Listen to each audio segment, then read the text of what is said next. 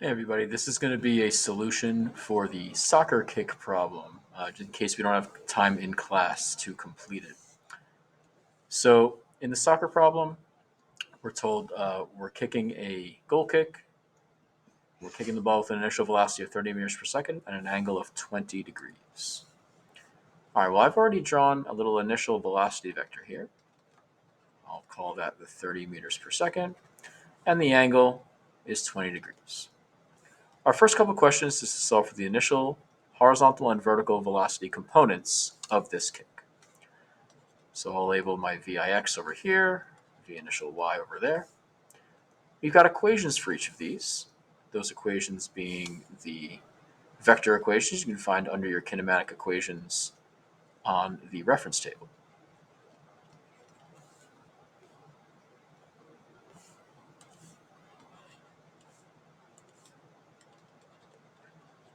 And so we're just going to plug in our given values to solve each of these components.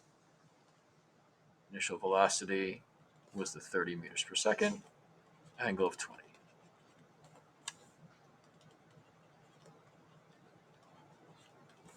All right, so just plugging this in the calculator, 30 cosine 20. We're looking at 28.19 meters per second of horizontal velocity. And we're looking at 10.26 meters per second of vertical velocity.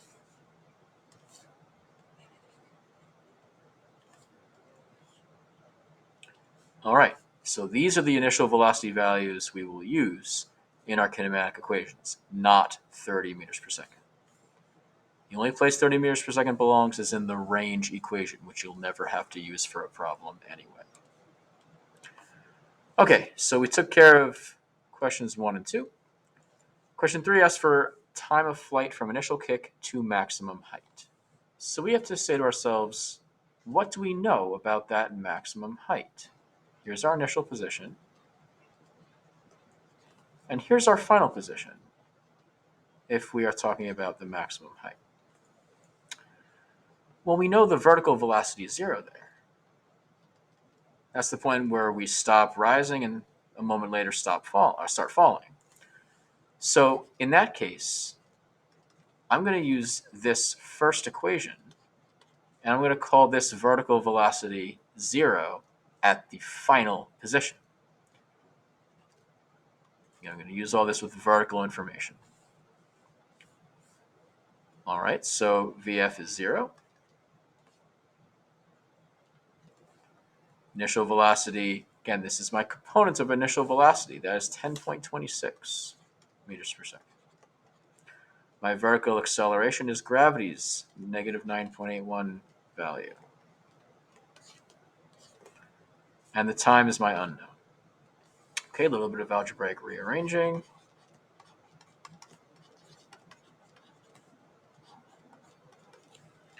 Time to hit max height looks like it's going to be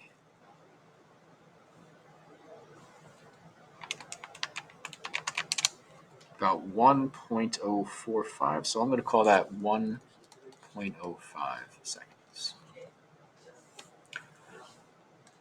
Time from flight of kick to the ground again, so all the way through. Well, I'll just multiply my time by 2.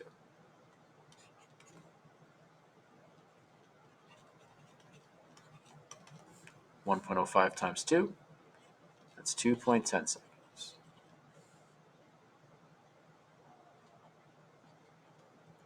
I'm relating this time to apex, time to ground.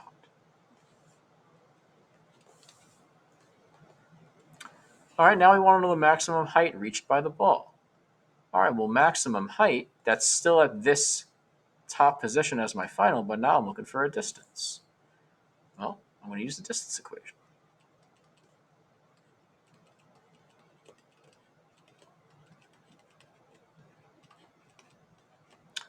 All right, well, I'm talking about vertical information. If I'm looking for a final height, that would be distance in the y direction finally.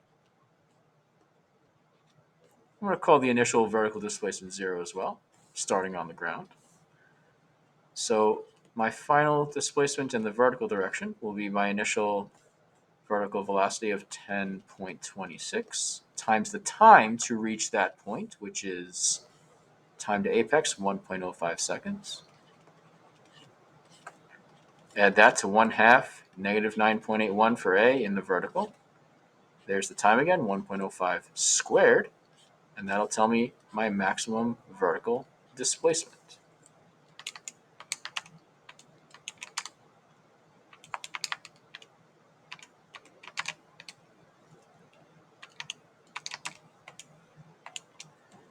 And it looks like our soccer ball goes about 5.37 meters up in the air.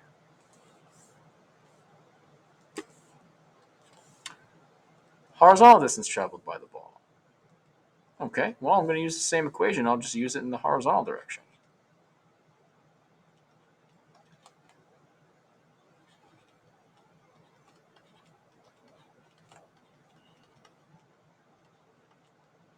Now for horizontal, acceleration is 0. So I don't need this part. I'm going to call my initial distance 0 as well.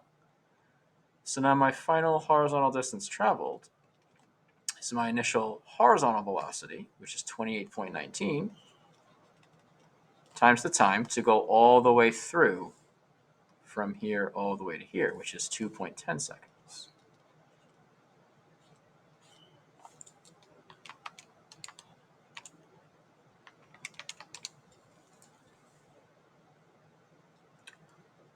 Looks like our soccer ball goes approximately 59 point, I'm going to round that to 20 meters. Final impact velocity of the ball, well, we were going 30 meters per second initially. I split that up into the 10.26 meters per second vertically combined with the 28.19 meters per second horizontally, so I could use it on all these equations. But the final impact velocity of the ball, well, vertically it'll be down 10.26 meters per second. Horizontally it'll be the same 28.19 meters per second, in which case our final impact velocity will be the exact same as it was to start, the 30 meters per second. This is the component picture of our final impact velocity, with this being the resultant. I already know it's going to be 30 meters per second,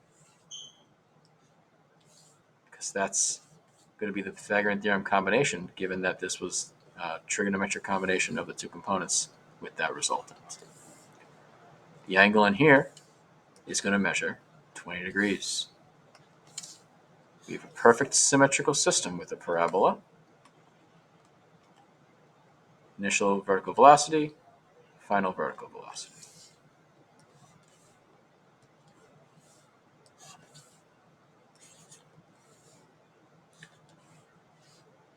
Hope this helped.